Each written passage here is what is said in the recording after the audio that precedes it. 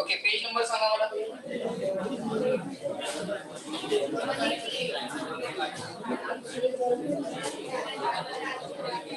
पहिला आपापसातली बडबड कंप्लीट बंद करा. सांगा जाऊ नका, अदरवाईज रागावू नका.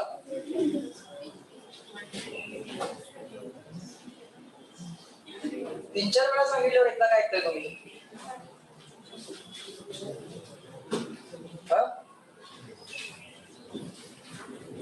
एकदा सांगितलेलं नाही कळत. इंग्लिश मध्ये सांगूया.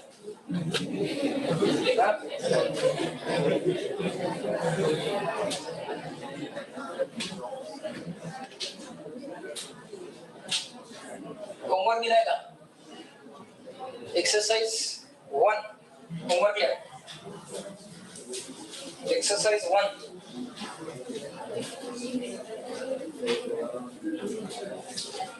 क्वेश्चन बोलायचं नाही आता मध्ये मध्ये. मला आवाज जरा सुद्धा नकोय. पूर्णपणे लेक्चर मध्ये कॉन्सन्ट्रेट करा.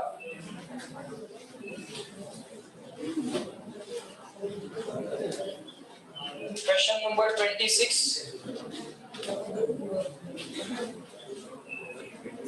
to question number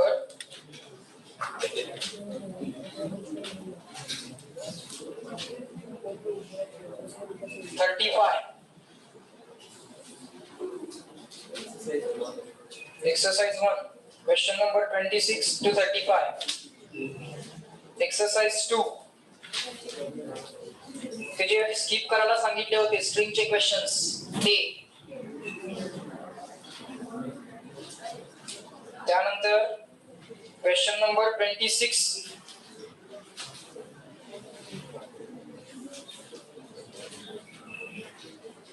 to question number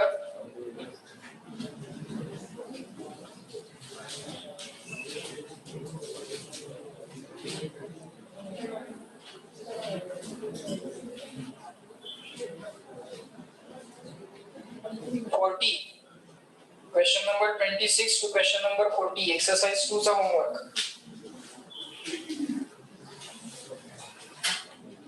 numerical मध्ये बीट चे एक्झाम्पल सोडून बाकी सगळे न्यूमरिकल टाइप. प्रीवियस इयर नीट मध्ये बीट चे एक्झाम्पल सोडून बाकी सगळे. जेईई मेन मध्ये बीट चे एक्झाम्पल सोडून स्ट्रिंगचे सगळे, साऊंडचे सगळे. बीट्स हा पॉइंट आपण आज बघू नंतर. एवढा पॉइंट सोडून बाकी सगळे. होमवर्क कळाला? काम चालू करायचं आहे. 2 लेक्चरच्या मधला वेळ वाया घालवायचा नाहीये. तो सुद्धा युटिलाइज करा. कारण काही लोक 10-15 एक्झाम्पल इथं सोडवून घरी गेलेली आहेत. ते त्यांचं काम नाही. परत घरी जाऊन काय करायचं, इथंच त्यांचं सॉल्व्हिंग झालं. कुठल्याही विषयाचा असेल, जो असेल तो असेल, एक विषय तरी हातासरशी बाजूला झाला ना. तसं व्हायला पाहिजे. बर, आता पुढचा पॉइंट बघूया. चला, लास्ट पॉइंट काय होता? हेडिंग वाचा. नीट लक्ष द्यायचं. आता मध्ये बोलायचं नाही. End correction. एंड करेक्शनचे सगळे कॉम्बिनेशन शिकवले का? सिच्युएशन नुसार, according to situation. How to write 1 equation 1 unknown, how to write 2 equation 2 unknown. समजले ते? And how to solve for unknown quantity. जे विचारले त्यासाठी ते इक्वेशन सॉल्व करायचे. झालं काम. बर,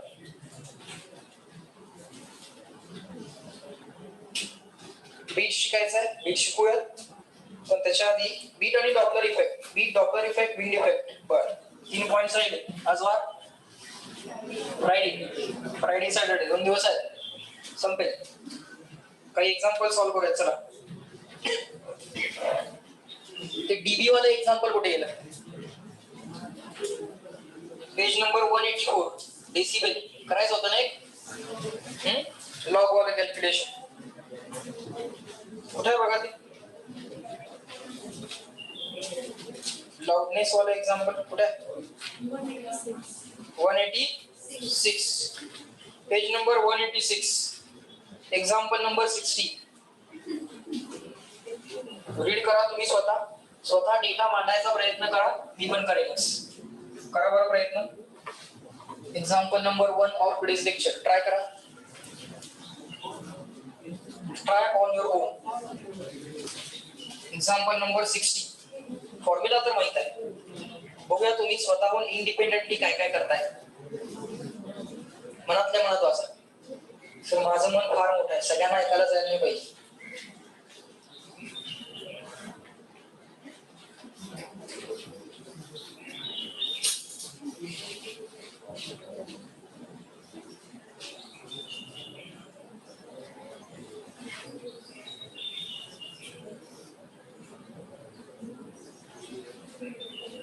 Online students, are the voice and screen clear?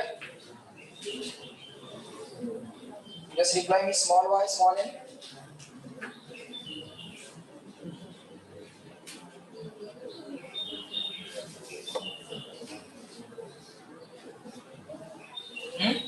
Yes, okay, fine.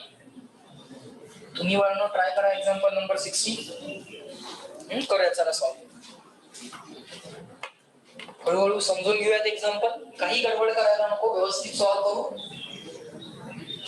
मनापासून लक्ष द्या.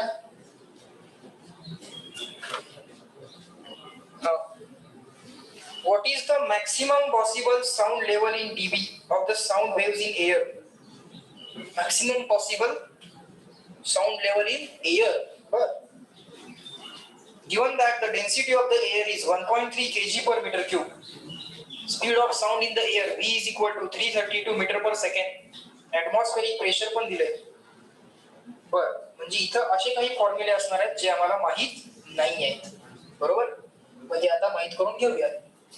बघा आता काय काय दिलंय आपल्याला. काय विचारलंय? Maximum possible sound level in dB. Loudness असते ना in dB. So loudness is equal to question mark. Sir, maximum loudness is equal to question mark. Puढं. Given that density of air is rho, which is density ला rho लिहितो ना आपण. काय दिलंय? 1.3 kg per meter cube. बर, 1.3 kg per meter cube. Next, atmospheric pressure पण दिलंय. P ATM equal to P equal to atmospheric pressure दिले. काय दिले? 1.01 into 10 raised to 5 Newton per meter square. Okay, newton per metre square म्हणजेच काय? Pascal. Newton per metre स्क्वेअरला काही लोक काय म्हणतात? पास्कल. सायंटिस्टला रिस्पेक्ट द्यायची असते ना. हा, फॉर मॅक्सिमम पॉसिबल. आता सोल्युशन वाचतोय त्यांचं, समजून घेऊया की काय. For maximum possible sound intensity, pressure amplitude of the wave will be equal to atmospheric pressure. बर, म्हणजे त्यांना काय म्हणायचंय? प्रेशर एम्प्लिट्यूड किती होऊ शकतो? प्रेशर एम्प्लिट्यूड म्हणजे काय? रेफरन्स प्रेशर पासून वाढत वाढत वाढत वाढत प्रेशर मॅक्सिमम किती होऊ शकतं? So change in pressure, maximum change in pressure म्हणजे pressure amplitude. ओके, काय लिहिलं आम्ही बघा? maximum change in pressure is equal to pressure, हा बोला, is equal to pressure amplitude. का बरं? समजून घेऊया ना. मला सांगा बाळांनो, प्रेशर निगेटिव्ह होईल का? प्रेशर निगेटिव्ह होईल का? नाही. डिस्प्लेसमेंट निगेटिव्ह होऊ शकते का? हो. डिस्प्लेसमेंट पॉझिटिव्ह होऊ शकते का? हो. जसे displacement about mean position up down होत असते, ऑसिलेट होत असते, तसं साऊंड वेव्ह ही प्रेशर वेव्ह पण आहे. प्रेशर सुद्धा अबाउट रेफरन्स अप डाऊन होणार. बरोबर. एअर मध्ये रेफरन्स प्रेशर काय असणार? एअरचा आता रेफरन्स प्रेशर काय आहे? ॲटमॉस्फेरिक. साऊंड वेव्हज मुळे काय होणार? At given point pressure above the atmospheric pressure, again atmospheric, again below, again atmospheric, again above, again atmospheric, again below. चालू झाले प्रेशरचे ऑसिलेशन्स. मिनिमम किती होईल? 0. 0 पेक्षा कमी तर होऊ शकत नाही. समजून घ्या. If this is the pressure on this axis, this is the atmospheric pressure level, then at given point, let's say this is the 0 pressure level, maximum displacement above बघा किंवा बिलो बघा, दोन्ही केस मध्ये अँप्लिट्यूड मिळतोच ना. मॅक्सिमम खाली किती येऊ शकतो आपण? 0 पर्यंत येऊ शकतो. So what this value is going to be? This value is going to be this marking minus this marking, PATM minus 0. So it is PATM. So प्रेशरच्या ऑसिलेशनचा अँप्लिट्यूड काय झाला? काय झाला? PATM झाला. जेव्हा अँप्लिट्यूड मॅक्सिमम असेल तेव्हा इंटेन्सिटी मॅक्सिमम असेल, जेव्हा इंटेन्सिटी मॅक्सिमम असेल तेव्हा लाउडनेस मॅक्सिमम असेल. Thought clear? So somehow we want to find out intensity. Once we find out intensity, we can find loudness. Loudness is equal to 10 log to the base 10 I upon I naught. I naught value we know. I naught ची value आपल्याला माहित आहे. So काय विचारले आपल्याला? Loudness. जे विचारले त्यासाठी फॉर्म्युला लिहायला शिका, म्हणजे शॉर्टेस्ट पाथनी क्वेश्चन सॉल्व्ह होतोय. सो आता बघा, थोडीशी इन्फॉर्मेशन आम्हाला कळाली. ही इन्फॉर्मेशन ऍडिशनल पाहिजे होती, त्याचं जस्टिफिकेशन सुद्धा मी दिलेलं आहे की Y pressure amplitude maximum change in pressure किती होऊ शकतो?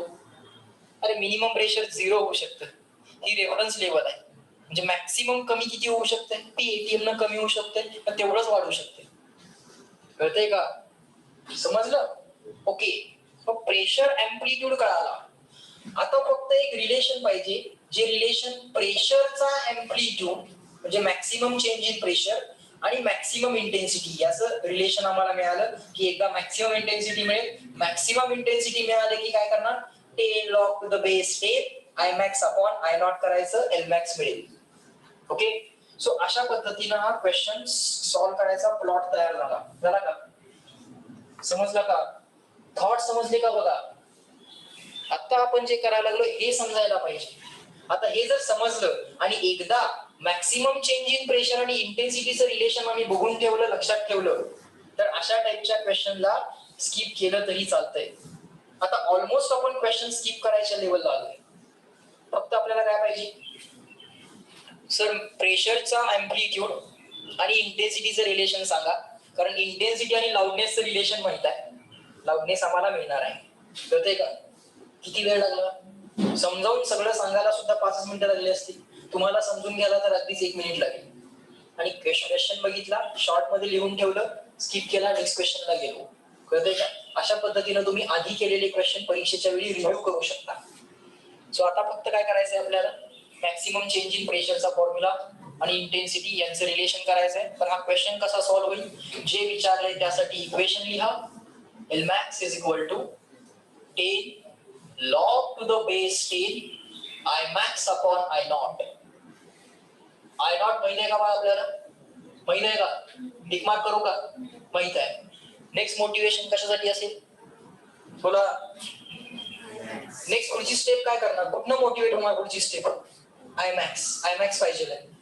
सो आता I max is equal to I max is equal to formula लिहिलाय P0 square upon 2 rho V. लिहूयात आपण पण. P0 स्क्वेअर ला असं लिहा, pressure amplitude delta P not square maximum change in pressure. Not stands for maximum. हा जो काय 0 आहे ना, तो मॅक्सिमम साठी असतो. डेल्टा P म्हणजे change in pressure, maximum change in pressure square upon 2 rho V. We are going to remember this formula, not going to derive. Okay? समजलं? Okay fine. What is maximum change in pressure? Maximum change in pressure air मध्ये किती होऊ शकतो? बोला. Delta P max किती होऊ शकतो? PATM atmospheric pressure एवढा मॅक्सिमम चेंज इन प्रेशर होऊ शकतो. ओके. सो आता काय करणार? इथं व्हॅल्यू सबस्टिट्यूट करणार का? इथं व्हॅल्यू सबस्टिट्यूट करून तुम्ही आय काढणार, परत इथे टाकणार, परत व्हॅल्यू सबस्टिट्यूट, परत कॅल्क्युलेशन, असं 2-2 वेळा पण कॅल्क्युलेशन करू नये. केलं तर चालेल, मोस्ट ऑफ दी सोल्युशन्स मध्ये तसं केलेलं असतं, पण आपण करू नये. गरज असेल तर ते आयमॅक्स कॅल्क्युलेट करावं, अदरवाईज करू नये. तुम्हाला लक्षात आलंय ना आता की आयमॅक्स पाहिजे होता. आयमॅक्स लिहिला. आयमॅक्स मध्ये अननोन कोण आहे? Delta P not. Delta P not me पहिल्यांदा शिकवलाय, कारण आतापर्यंत माहित नव्हतं. डेल्टा P नॉट कळाला. रो त्यांनी दिलेला आहे. वेलॉसिटी ऑफ साऊंड दिले का बघा जरा, द्यायला पाहिजे, नाही तर आपण 340 घेऊन टाकू. हा किती दिले? 332 metre per second. Okay fine. So rho पण दिलाय, व्ही पण दिलाय. टिक मार्क कशा कशाला करू? याला करू आता टिक मार्क, याला टिक मार्क करू, याला टिक मार्क करू. तो झाला क्वेश्चन सॉल्व. तसं बघायला गेलं की आता फक्त कॅल्क्युलेशन राहिलंय ना. Are you convince? Yes or no सांगा. कॅल्क्युलेशन राहिले. Now we can skip this question. कळलं का? अशा पद्धतीने एक एक क्वेश्चनचा व्यवस्थित अनालिसिस करून समजून घेऊन त्याला पुढे स्किप करता येते. आता पुढचं काय कॅल्क्युलेशन आहे करूया. चला आता इथं सबस्टिट्यूशन करू नये, केली तरी चालते, आयमॅक्स काढला तरी चालतो, इथे टाकला तरी चालतो, पण करू नये ना. आपण काय करायला लागलो, आपण रफ कॅल्क्युलेशन करायला लागलो. मी तुम्हाला फळ्यावरती शिकवताना सुद्धा मिनिमल स्टेप्स मध्ये करतोय ना, तुम्ही वहीमध्ये तर त्याच्यापेक्षा पण मिनिमल स्टेप्स मध्ये केलं पाहिजे. सो बघा, L max is equal to 10 log to the base 10 I max upon I naught. जर तुम्हाला अगदीच व्यवस्थित समजत असेल तर तुम्ही पहिल्यांदाच फॉर्म्युला लिहिताना आय मॅक्सच्या ऐवजी हे लिहिलं पाहिजे होतं. कळतंय का? सो काय आलं इथं, delta p not square upon 2 rho v. Okay, delta p not square upon 2 rho v हा काय झाला, आय मॅक्स डिवाइडेड बाय काय आहे, आय नॉट. आता एक्सपेक्टेड सबस्टिट्यूशन कुठे आहे, इथं आहे. आता सबस्टिट्यूशन करणं एक्सपेक्टेड आहे, नंबर सबस्टिट्यूट करणं आणि कॅल्क्युलेशन. या माझ्या बरोबर 10 log to the base 10. Delta p not किती आहे, 180 m किंवा 1 ऍटमॉस्फिअर म्हणजेच 1.01 into 10 raised to 5 pascal. Just keep on writing 1.01 into 10 raised to 5 pascal. त्याचा करायचा आहे स्क्वेअर डिवाइडेड बाय 2. आता हा रो किती आहे बघा, 1.3. व्ही किती आहे, 332. ओके, हा आता कुठे सर आय नॉट झाला, नाही आता डेल्टा पी नॉट झाला. या डेल्टा पी नॉटचा काय करायचा आहे, स्क्वेअर करायचा आहे अपॉन काय बोल 2. इथे काय पाहिजे, 232 पाहिजे. बरोबर आहे ना? चेक कर एकदा परत. क्वेश्चन मध्ये त्यांनी काय घेतलंय, आपण 332 परत त्यांचं प्रिंटिंग मिस्टेक झाली, सोडून दे. 332. ओके, हे डेल्टा पी नॉट लिहिलं अपॉन 2 रो किती आहे बघ, डेन्सिटी किती आहे बघ. आय थिंक मी मिस्टेक केली इथपर्यंत. बरोबर आहे ना? Delta p not square divided by 2 divided by rho divided by v divided by काय करायचं आहे अजून, आय नॉट. आय नॉट कोण सांगेल मला, सांग बरं. I not, I not minimum intensity किती पाहिजे, हा आय नॉट सांग जरा मोठ्याने सांग. 10 raised to -12. बरोबर आहे का रे, कन्फर्म का? आणि मॅक्सिमम इंटेन्सिटी किती, मॅक्सिमम इंटेन्सिटी 1 कोण ठरवलं, थ्रेशोल्ड ऑफ हिअरिंग म्हटलं मी. Threshold of hearing 10 raised to -12. Threshold of pain, threshold of pain 1. त्याला आयमॅक्स म्हणायचं आहे का, maximum intensity that the human ear can sustain. त्याला काय म्हणायचं आहे, त्याला काय म्हणायचं आहे, थ्रेशोल्ड ऑफ पेन. त्याच्यापेक्षा जास्त एखाद्याला चालत असेल ना, प्रत्येक माणसाचं थ्रेशोल्ड ऑफ पेन सेम असेल का, ऑन एन एव्हरेज दिलं असेल ना ते. प्रत्येक माणसाचा आय नॉट सेम असेल का, नाही ना. प्रत्येक माणसाचा आय नॉट पण सेम असणार नाही. तुम्ही म्हातारे व्हा की काय होईल, तुमचा आय नॉट वाढेल. एक्झॅक्टली, तुमचा आय नॉट काय होईल, वाढेल. हळू बोललेलं ऐकायला येत नाही, मग इकडे म्हटले की तिकडे जातोय. होते ना सर, कधी बघा रे आपण सगळे म्हातारे झाल्यावर. समजायला लागले का फिजिक्स? बर, तसं दिसायचं पण कमी होणार आहे. सगळे इन्स्ट्रुमेंटच जोडलेत ना, एक ऑप्टिकल इन्स्ट्रुमेंट आहे, एक प्रेशर इन्स्ट्रुमेंट आहे सेन्स करणार. द्या इथं 10 raised to -12. ओके, कॅल्क्युलेशन आता बाजूला ठेवा, पुढच्या पार्टला जाऊ आपण. हे कॅल्क्युलेशन आपण नंतर समजून घेऊ, कॅल्क्युलेशन करू आपण, पण आता त्याच्यामध्ये वेळ घालवायला नको. क्वेश्चन पहिल्यांदा समजून घेऊया. ओके, करू आपण ते कॅल्क्युलेशन सुद्धा, सेपरेट सेपरेट कॅल्क्युलेशन टर्म्स घेऊन समजून घेऊ. Next question. अजून काही क्वेश्चन सॉल्व्ह करायचे आजच्या लेक्चरला? हा, लिहून झालंय तुमचं? जायचं पुढे? माझ्याबरोबर लिहित चला शक्यतो. नेक्स्ट क्वेश्चन वाचतोय, सॉल्व एक्झाम्पल 62 आहे. तुम्हाला जमेल. जो अप्रोच सांगतोय क्वेश्चन सॉल्व करायचा तो इम्पॉर्टंट आहे. तो एकदा समजायला लागला की क्वेश्चन्स इझी होतात. नेक्स्ट थॉट कुठला आला पाहिजे आधीपासून तुम्हाला माहित असेल. बघा आता, resonance air column resonates with a tuning fork of frequency 512 hertz. काय मीनिंग असेल बाळाचं? रेझोनन्स एअर कॉलम, एक एअर कॉलम आहे, resonates with a tuning fork of frequency 512. म्हणजे ट्युनिंग फोर्कची फ्रिक्वेन्सी किती? 512. आणि आज जो एअर कॉलम आहे त्याच्या व्हायब्रेशनची फ्रिक्वेन्सी किती? 512. कारण air column is in resonance with tuning fork. Air column is in resonance with tuning fork. Means what? Air column मधल्या व्हायब्रेशनची फ्रिक्वेन्सी आणि ट्युनिंग फोर्कची फ्रिक्वेन्सी काय आहे? इन युनिसन. इन युनिसन म्हणजे काय? सेम. आठवतंय का? बर. सो थोड्या गोष्टी आम्हाला समजल्या. काय काय समजल्या? पहिल्या स्टेटमेंटवर लगेच डेटा एक्स्ट्रॅक्ट करता आला पाहिजे. अननोन क्वेश्चन आमच्या समोर आहे. थेरी आम्ही शिकलेलो आहोत. आता आम्ही क्वेश्चन सॉल्विंगला जातोय. तर आम्हाला येतंय का हे बघू आपण. चला.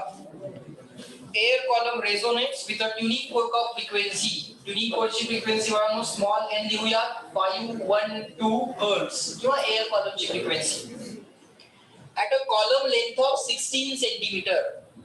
बर. रेझोनन्स ट्यूब म्हणजे tube closed at one end की tube open at both ends? Resonance tube खाली पाणी असते ती वाली tube closed at one end. So this is the resonance tube. Okay.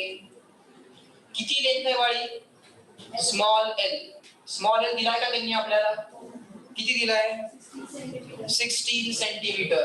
If required, we will convert this centimeter into meter if required. सेंटीला कसं replace करशील? 10 raised to minus 12. सेंटीला कसं replace कराल? 10 raised to minus 10, 12. Resonates at the column length 16 centimeter, 49.2 centimeter also. बर. म्हणजे इथं पण resonance possible आहे. Next resonance कधी पॉसिबल आहे? नेक्स्ट रेझोनन्स कधी पॉसिबल आहे? 49.2 सेंटीमीटर. बर. पॉसिबल आहे ना? For different modes of vibration. Different modes of vibration येऊ शकतात ना? फर्स्ट मोड ऑफ व्हायब्रेशन येऊ शकतो, second mode of vibration, third mode of vibration. कुठला मोड ऑफ व्हायब्रेशन आहे माहिती आहे का आपल्याला? नाही. We just don't know what is the mode of vibration there.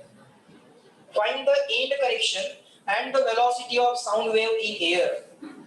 किती अननोन आहे? किती अननोन आहे? बोला मोठ्याने. किती अननोन आहे? 1 2 3 4. किती? 2. What are those? End correction and velocity of sound in air. So somehow we have to write two equations constituting consisting E and V. ज्या इक्वेशन्स मध्ये काय असेल? containing E and V. Two equations containing E and V. बरोबर का? एवढाच thought असला पाहिजे ना? थॉट एवढाच असला पाहिजे ना क्वेश्चन सॉल्व करायचा. आता सोडून देते मॉड्यूल बाजूला सोडून द्या. आता क्वेश्चन तर आम्हाला मिळाला. आता काय करूया? Can I say first mode of vibration might be this. In that case length might be L1. Frequency बदलणार आहे का? नाही. वरती ट्युनिंग फोर्क तर तोच आहे. एअर कॉलम इथं वॉटर आहे ना? एअर कॉलमची लेंथ व्हेरिएबल असते, करता येते, चेंज करता येते ना अकॉर्डिंग टू नीड. वरती खाली करता येते ना? नेक्स्ट टाइम रेझोनन्स केव्हा आला असणार? नेक्स्ट टाइम रेझोनन्स असा आला असणार का बघा. चेक करा. तुम्हाला पटतंय का? पाण्याच्या भरपूर वरती घ्यावी लागेल. आता मला वरती काढायला जागा नाहीये, मी खाली काढलं चालेल. लॅम्बडा बदलणार आहे का? फ्रिक्वेन्सी बदलते का? नाही. ट्युनिंग फोर्क चेंज केलाय का? यस नो बोला. ट्युनिंग फोर्क चेंज केलाय का? नाही. ट्युनिंग फोर्क नाही चेंज केला म्हणजे फ्रिक्वेन्सी नाही बदलणार, वेव्हलेंथ नाही बदलणार, लॅम्बडा नाही बदलणार, तर लॅम्बडा बाय 4 पण नाही बदलणार. हा लॅम्बडा बाय 4 जेवढा आहे तेवढाच लॅम्बडा बाय 4 इथे काढा. मी करतो थांबा.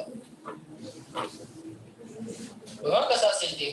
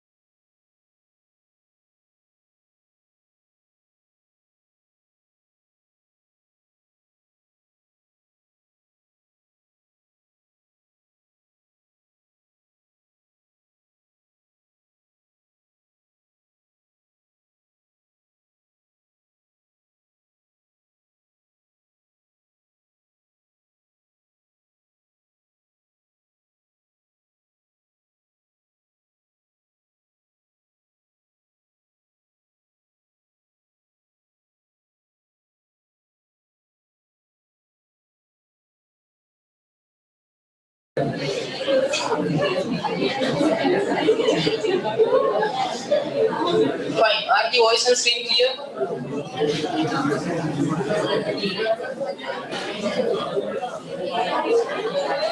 Are the voice and screen clear?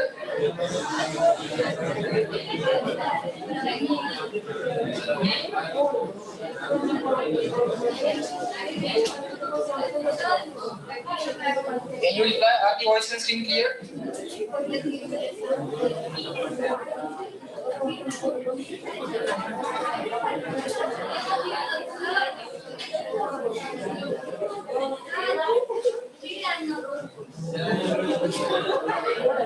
Okay fine.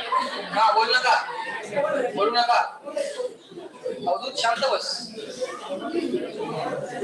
वही पुस्तक ठेव समोर. आपापसात बोलू नका. हे बिहेवियर योग्य नाही आहे. थांब, मी विचारलेलं नाही आहे कोणाला काही. थांब. जरा तरी पेशन्स दाखव. Okay fine. मला सांगा ऑनलाईन वाले, मागं जे एक्झाम्पल आपण केलं सॉल्व, प्रेशर वालं, लाउडनेस वालं, ते तुम्हाला क्लिअर आहे का? प्रेशर वालं किंवा मॅक्सिमम लाउडनेस वालं ते क्लिअर आहे का? एक्झाम्पल सांगा मला. ऑनलाईन वाले पटकन जरा सांगा मला.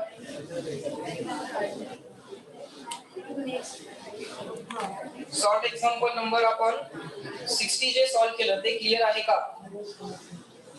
रिप्लाय करा पटपट पटपट. केतकी रिप्लाय कर.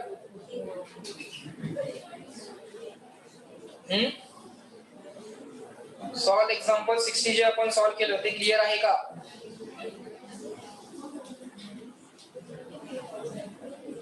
Not getting any reply? Okay, fine. We'll move forward.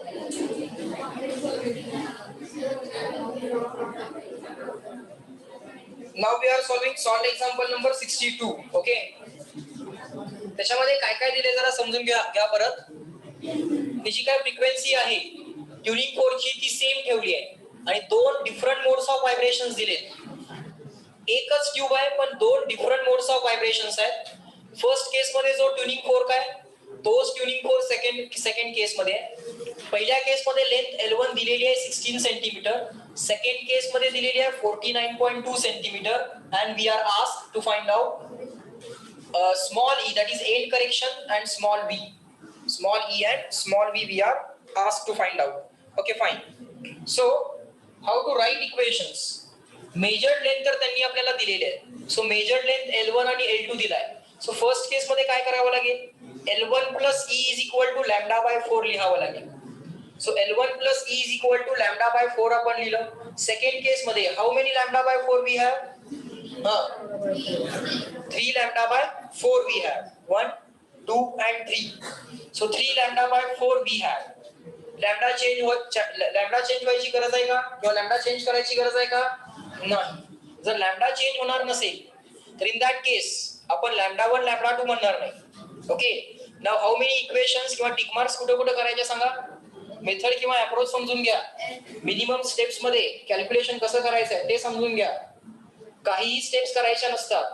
Question मध्येच ऑलरेडी सांगितलेलं असतं की तुम्ही नेक्स्ट विचार काय करायचा आहे तेवढा टॅप करता आला बस आहे. इथं कळतंय इक्वेशन ज्या दोन तयार व्हायला पाहिजे त्या ई आणि व्ही मधल्याच तयार व्हायला पाहिजे. बाकी इकडं तिकडं काही करायची गरज नाहीये. कळतंय का? मिनिमल एफर्ट मध्ये क्वेश्चन सॉल्व्ह करायला शिका. कॅल्क्युलेशन अननेसेसरी करू नका. हा अप्रोच एकदा तुमच्या डोक्यात गेला की मग तुम्हाला एका तासामध्ये तुम्ही 40 आणि 50 गणित कराल लिटरली. मग ते जेईचं असू दे नाही तर नीटचं असू दे. कळतंय का? इतक्या फास्ट तुमचे क्वेश्चन्स व्हायला सुरुवात होईल. पण एक 7-8 दिवस मी तुम्हाला सांगितले 7-8 दिवस मला द्या. मी तुमच्यामध्ये तो अप्रोच कम्प्लिटली घालतो पहिल्यांदा. प्रत्येक गणित त्या अप्रोचला अनुसरून विचार करून केलं जाईल आणि त्यानंतर न सांगता सर काय करायला लागले आणि का करायला लागले ते तुम्हाला कळायला चालू होईल. कारण बऱ्याच वेळा बऱ्याच लोकांना हाच प्रश्न असतो सर स्टार्ट कुठनं करू. अरे जे विचारले त्यासाठी इक्वेशन किती इक्वेशन्स लिहू, नेक्स्ट थॉट कुठला, एवढेच प्रश्न असतात. आता त्या प्रश्नांची तुम्हाला उत्तर मिळायला चालू होतील की नक्की शिक्षकांना गणित कशी सुटतात. काहीतरी अप्रोच असतो ना, तो अप्रोच समजून घ्या. तेवढा कळाला की झालं. कळतंय का? बोला आता तुला काय डाऊट आहे? मग म्हणून जरा पेशन्स ठेवायचा. Fine. So what we need to do, tick mark कुठे करायचे, L1 माहित आहे, L2 माहित आहे, how many unknown, lambda e, how many unknown, lambda e. काय करूयात, डिवाइड करूयात का, इथलं लॅम्डा बाय 4 कोणी इथे सबस्टिट्यूट केलं तरी चालतंय किंवा डिवाइड केलं तरी चालतंय. चला डिवाइड करा, काय आन्सर येईल, L1 plus e upon L2 plus e is equal to lambda by 4 ला लॅम्डा बाय 4 कॅन्सल, 1 अपॉन 3. चला क्रॉस मल्टिप्लिकेशन करा, लगेच सबस्टिट्यूशन नको आहे, जे पाहिजे त्यासाठी इक्वेशन रिअरेंज करा, मग L1 L2 रिप्लेस करा. लिहा, कोण सांगते मला पहिला आन्सर बघूयात. 3L1 plus 3E is equal to L2 plus E. 3L1 minus L2, 3E minus E, 2E. L2 minus 3L1 E is equal to L2 minus 3L1 upon 2. आता final स्टेपला numbers टाका, आकडे टाका, कॅल्क्युलेशन करा. आता सगळं centimetre मध्ये ठेवलं तरी चालेल ना, एल ला पण सेंटीमीटर मध्ये ठेवा, ई आपोआप सेंटीमीटर मध्ये लिहा. Fine.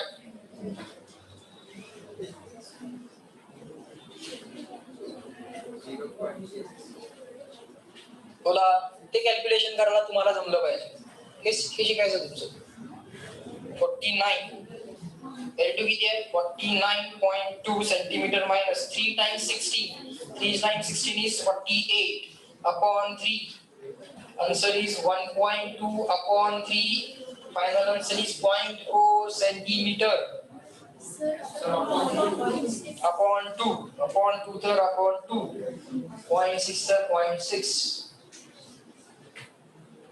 Well, okay. In the chat box also reply me. Is this question clear to all of you?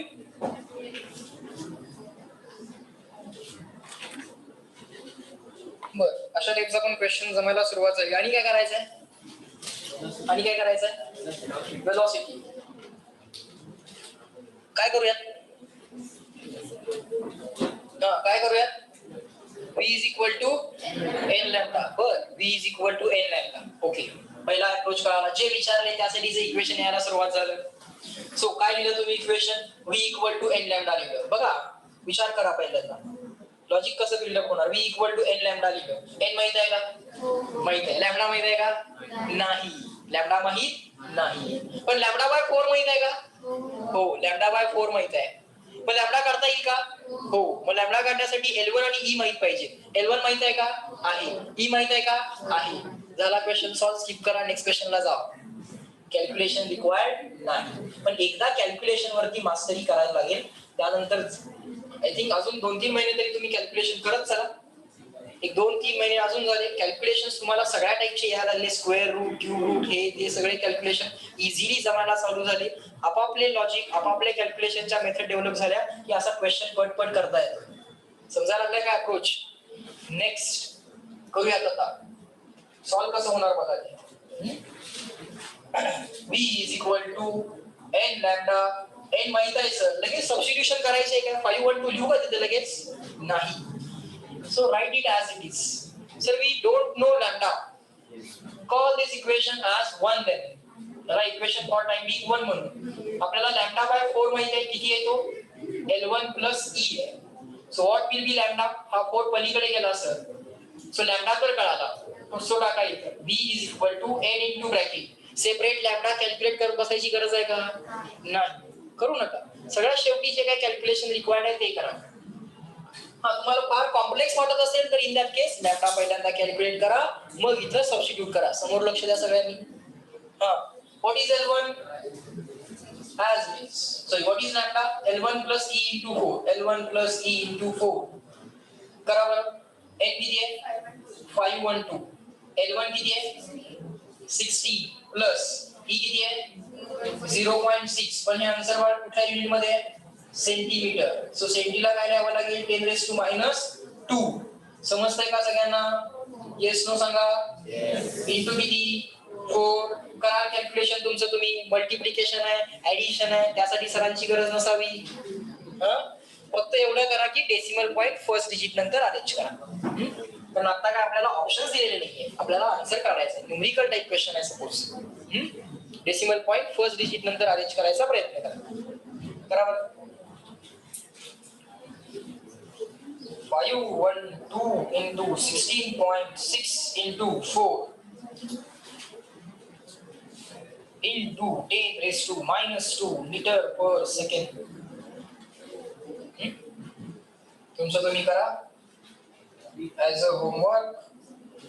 मध्ये जरा कधी वेळ मिळाला लेक्चरच्या तर सॉल्व करा, अदरवाईज घरी जाऊन करा.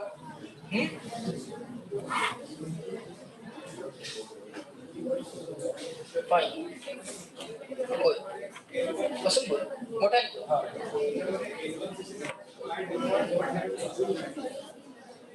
बघा. आता हा पण एक प्रश्न आहे सर, जे दोन मोड ऑफ व्हायब्रेशन घेतली तो फर्स्ट आणि सेकंडच का घेतला, सेकंड आणि थर्ड का नाही घेतला? बरोबर. फर्स्ट आणि सेकंडच का घेतला, सेकंड आणि थर्डच का घेतला, सेकंड आणि थर्ड का नाही घेतला? मला सांगा. काही नाही दिलं त्यांनी, काय सांगितलंच नाही, त्यांनी काही दिलंच नाही डेटामध्ये, तर आपल्याकडे एकच ऑप्शन आहे, फर्स्ट मोड घ्या आणि नेक्स्ट मोड घ्या. जर तुम्ही सेकंड आणि थर्ड घेणार असाल तर असा पण प्रश्न आपल्याला पडला पाहिजे की थर्ड आणि फोर्थ का नाही, फोर्थ आणि फिफ्थ का नाही. पण फर्स्ट आणि सेकंड काही नाही दिलं तर घेता येतं, हे पण लक्षात घ्या. कळतंय का? काय नाही सांगितलं मग कुठला मोड घेणार, पहिला घेणार हा दुसरा घेणार. दोन पॉसिबल लेंथ आहेत रेझोनन्सच्या, एक L1 दिली आहे, एक L2 दिली आहे. मग ते दोन पॉसिबल मोड काय घ्यायचे? जर काही डेटा दिला नसेल तर काय करायचं, फर्स्ट आणि सेकंड एवढेच घ्यायचे. ओके. सेकंड आणि थर्डला आन्सर वेगळा येणार. ई वेगळा येणार का? क्यूब तीच आहे. ई तसा बघायला गेला तर वेगळा येणार नाही. एक टास्क करून बघता का आज, सेकंड आणि थर्ड मोड करता का? सेकंड आणि थर्ड मोड करता का? पण कसं आहे मी तुम्हाला काय सांगतो लक्ष द्या. ही जी काय वेव्हलेंथची व्हॅल्यू आहे ती तर फिक्स आहे. वेव्हलेंथची व्हॅल्यू जी काय आहे ती काय आहे, फिक्स आहे. म्हणजे तो लॅम्बडा ठरलेला आहे, म्हणजे तो लॅम्बडा बाय 4 ठरलेला आहे, म्हणजे तो ई ठरलेला आहे. बरोबर का? आता एवढ्या लेंथ मध्ये 16 सेंटीमीटरला जर तुम्ही सेकंड मोड घेतला तर लॅम्बडा चेंज झाल्यासारखं झालं. Yes or no? जर ई फिक्स ठेवला तर, ई फिक्स ठेवला तर काय होईल, लॅम्बडा चेंज केल्यासारखं झालं. आणि लॅम्बडा फिक्स झाला तर ई चेंज केल्यासारखं झालं, म्हणजे ई वेगळा आहे. कळतंय का? त्यामुळे सेकंड आणि थर्ड मोड करू नका, कारण की सगळे ई किंवा सगळे लॅम्बडा सेम येणार नाहीये. त्यामुळे फर्स्ट आणि सेकंडच घ्या, दुसरं काम करायची गरज नाही. व्हेरीफाय इथंच होतं. चला आणखीन एक एक्झाम्पल सॉल्व्ह करायचं आहे आपण आज. क्वेश्चन वाचू का, करणार का सॉल्व्ह? मस्त बघा. डेटा एक्सट्रॅक्ट करायला सुरुवात करा. आहे का लक्ष? आहात का रेडी? लक्ष द्या. Cylindrical tube open at both ends has a fundamental frequency new. तो जो काही सिम्बॉल आहे ना तो वेलॉसिटी व्ही चा सिम्बॉल नाही आहे. ऍज अ फ्रिक्वेन्सी व्ही असं म्हणतील का? ऍज अ फ्रिक्वेन्सी व्ही तर म्हणणार नाही. तो सिम्बॉल कसा आहे, न्यू. ग्रीक लेटर आहे न्यू, NU. फ्रिक्वेन्सीचा सिम्बॉल आहे. कुठल्या पाईपची फ्रिक्वेन्सी आहे ही?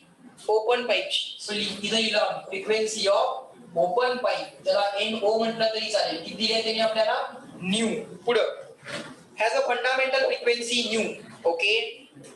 The tube is deep vertically into the water. He tube काय केली, आधी ओपन होती, त्यावेळी फंडामेंटल फ्रिक्वेन्सी किती होती बा? न्यू. आता काय केलं, the tube is deep vertically in the water so that half of its length is inside the water.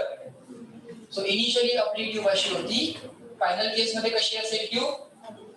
half length inside the water. So if this length is L, can I call this length as L by 2? मोठ्याने सांगा. Yes. Okay, the new fundamental frequency is, आता नवीन fundamental frequency काय असेल? Options are in terms of new, original fundamental फ्रिक्वेन्सीच्या terms मध्ये. तो इथली fundamental frequency new dash म्हणूया is equal to question mark. करा बरं तुमचं तुम्ही solve. Give it a try. याला म्हणायचं डेटा एक्सट्रॅक्शन. काय दिलंय, काय विचारलंय, आता जे विचारलंय त्यासाठी लिहा इक्वेशन, त्यात जे अननोन आहे ते शोधत बसा गिव्हन डेटा मधून. आपोआप अप्रोच डेव्हलप होईल. कारण एक क्वेश्चन बऱ्याच अप्रोचनी सॉल्व्ह होतो.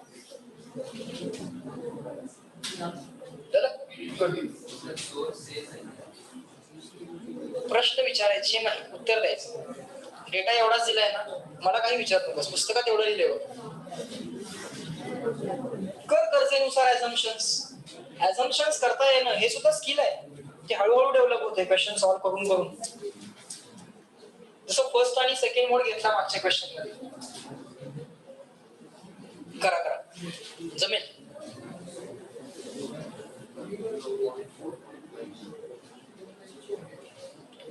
इथला फंडामेंटलच सांगितलं, इथला पण फंडामेंटलच सांगितलंय.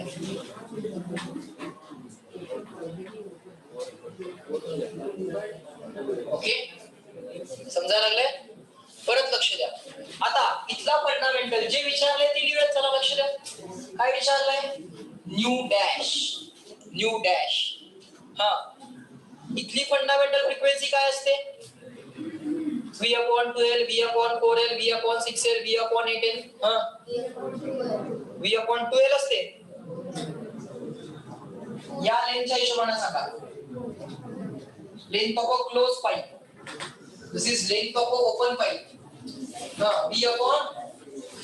ही क्लोज पाईप आहे, ओपन पाईप आहे? मोठ्याने क्लोज पाईप आहे, ओपन पाईप आहे? क्लोज. सो V/4L की V/2L? V/, कॉन्फिडेंटली सांगा, V/4L. सो इथं काय लिहिलं? V/4 times length of close pipe. Okay, V आपल्याला माहित आहे का? माहित नाहीये. Keep it as it is. Fine.